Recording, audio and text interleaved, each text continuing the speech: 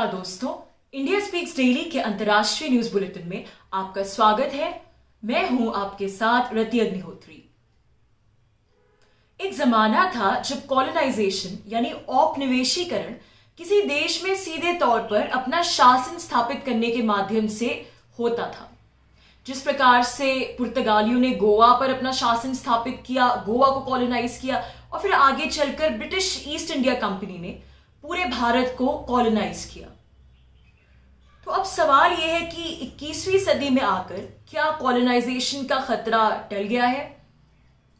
लेकिन सच्चाई तो यह है कि टलने के बजाय कॉलोनाइजेशन का खतरा आज के समय में बल्कि और ज्यादा बढ़ गया है, क्योंकि हम सब एक ग्लोबलाइज्ड वर्ल्ड में रहते हैं और ग्लोबलाइज्ड वर्ल्ड में देशों के बीच, यहां तक कि पूरे कॉन्टिनेंट्स के बीच भी जो विभाजन रेखाएं हैं वो एक प्रकार से कृत्रिम ही साबित होती हैं।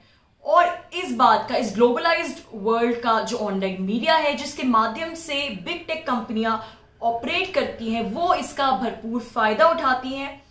बिग टेक यानी ट्विटर, व्हाट्सएप जैसी सोशल मीडिया कंपनियां जो भारत में आज के समय में कर रही हैं वो नियो कॉलोनाइजेशन ही है।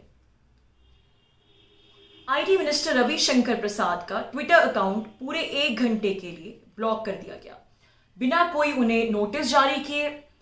और ब्लॉकिंग की वजह ट्विटर द्वारा यह दी गई कि उनके अकाउंट में जो पोस्ट थी, जो कंटेंट था, उसमें से कोई ना कोई पोस्ट यूएस के एक कानून को वायलेट करती थी।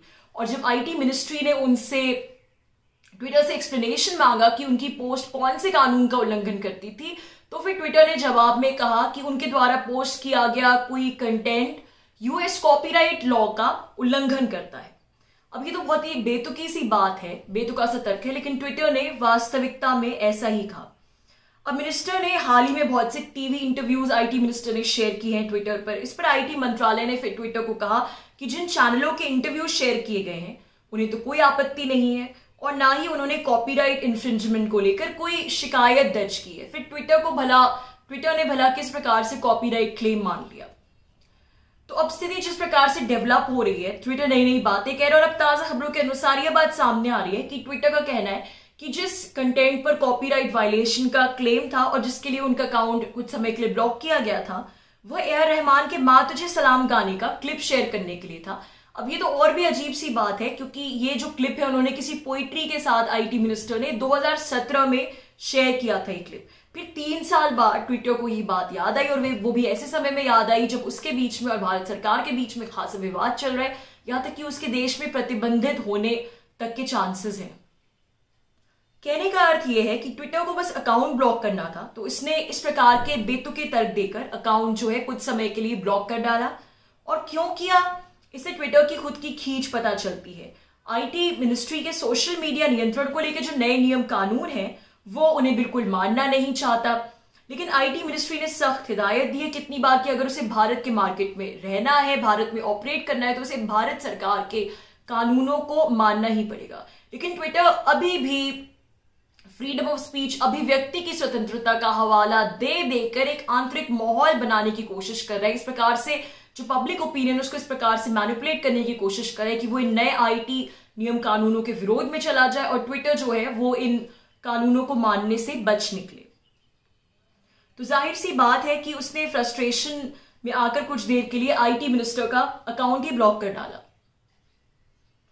अब लेकिन भारत ट्विटर को लेकर अपना रवैया भारत को बेहद सख्त करना होगा, क्योंकि ये पहली बार नहीं है कि ऐसा हो रहा है। इससे पहले भी भारतीय लीडर्स के अकाउंट इस प्रकार से बिना किसी लॉजिक के, बिना किसी रियल ग्राउंड के ब्लॉक हो चुके हैं। अगर बिना किसी वजह कोई सोशल मीडिया साइट भारत की प्रजातांत्रिक रूप से चुनी गई सरकार के कैबिनेट मिनिस्टर का अकाउंट ब्लॉक कर दे, तो ये भारत के लिए, भारत के संविधान के लिए, भारत के प्रजातंत्र के लिए बेहद अपमानजनक बात है। भारत लगातार ट्विटर को वार्निंग्स दे रहा है, लेकिन इन वार्निंग्स का उस पर कोई असर नहीं होगा।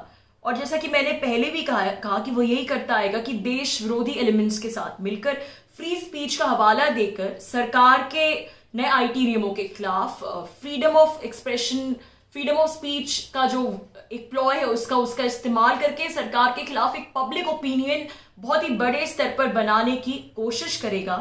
इसलिए अब समय आ गया है कि भारत को ट्विटर को बाहर का रास्ता दिखाने के लिए भी मानसिक रूप से तैयार रहना होगा। भारत जैसे देश ट्विटर जैसी बिग टेक कंपनियों की डिजिटल कॉलोनाइजेशन मुहिम के लिए एक प्रकार से प्लेइंग फील्ड्स बन गए हैं। और इसकी वजह यह है कि हमारे देश में, क्योंकि इतना बड़ा देश है तो जाहिर सी बात है बहुत सारे इश्यूज को लेकर हमारा पॉलिटिकल सिस्टम इतना बड़ा, इतनी सारी पॉलिटिकल पार्टीज हैं और फिर लोग भी हैं जो अलग अलग राजनीतिक दलों को फॉलो करते हैं। तो जाहिर सी बात है कि आंतरिक स्तर पर विभिन्न मुद्दों को लेकर इकाइयों के बीच, स्टेक होल्डर्स के बीच वैचारिक द्वंद्व हैं जो हमेशा रहेंगे भारत जैसे देश में। अब ट्विटर जैसी कंपनियां इसी प्रकार के वैचारिक द्वंद्वों को, मतभेदों को भुनाकर अपना उल्लू सीधा करती हैं, जिसे कहते हैं आग में घी सेकना। और किसी भी देश में आंतरिक अस्थिरता का माहौल उनके एजेंडे को सूट करता है। क्यों करता है? क्योंकि जब किसी देश में आंतरिक अस्थिरता होगी तो फिर उससे भ्रम की स्थिति उत्पन्न होगी और फिर उससे उस देश के नियम कानूनों से वो सफाई से बच निकलेंगे।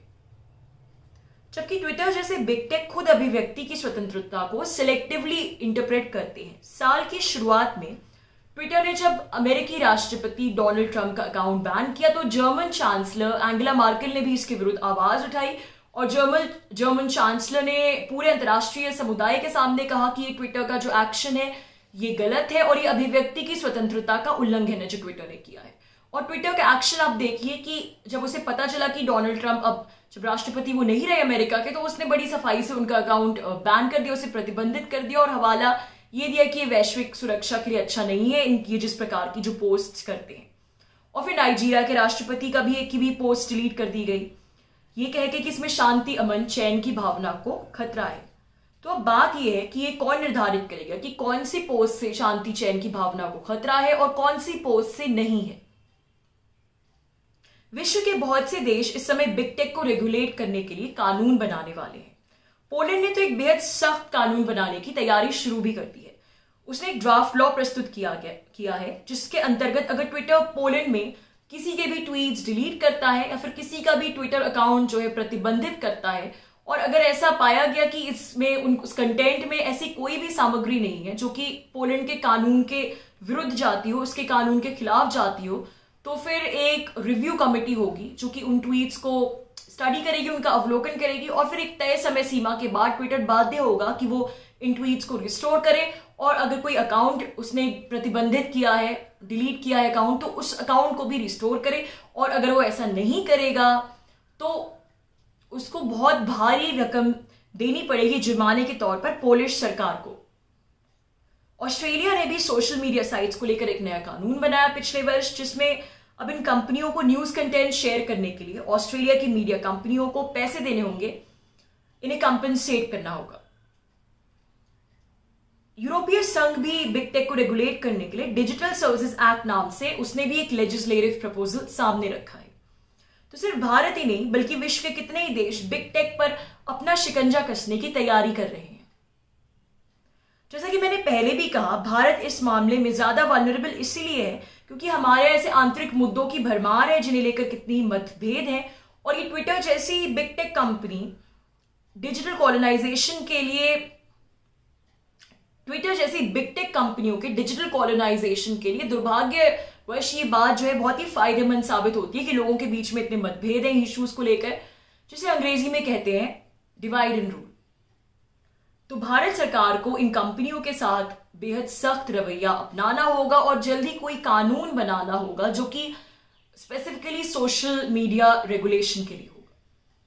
तो दोस्तों आज के लिए बस इतना ही। बहुत जल्द आपसे फिर मुलाकात होगी कुछ नई खबरों के साथ। तब तक के लिए अनुमति दीजिए। नमस्कार।